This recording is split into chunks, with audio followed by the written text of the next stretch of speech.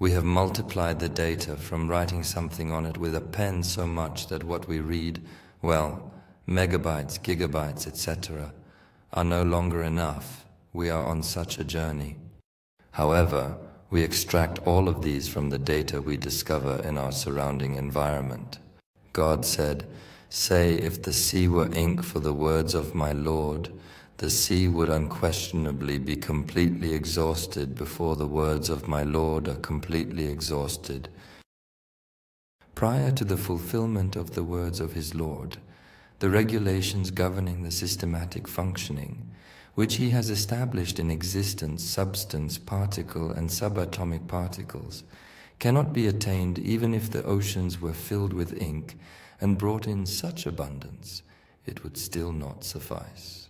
With reading, knowledge, and getting to know Allah, we reach enough depth, but we try to deify ourselves, to take the system out of Allah's hands, to put the system under our own yoke, which is now said to turn humans into an interplanetary being, to break the cycle of death, which is immortality, and to permanently dominate the system. What will it be with?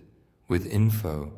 In a time near the doomsday, the Almighty says in the final scene where he fully eliminates the system, and the individuals believed that they were capable of conquering him, that they had emerged triumphant over him, that they had authority and control over him, and that they had the ability to overpower him and assert their dominance. When the earth adorns, it becomes beautiful. Structures, cities, streets, avenues, skyscrapers, or the worldly life is adorned for them, and they are pleased with it, and the life of this world is adorned for them, and they are pleased with it.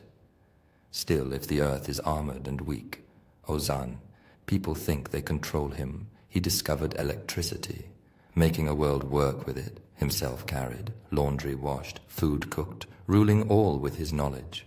And her family thought they were capable of it. We look like we're the god of this place now. We possess the right to be present in this location.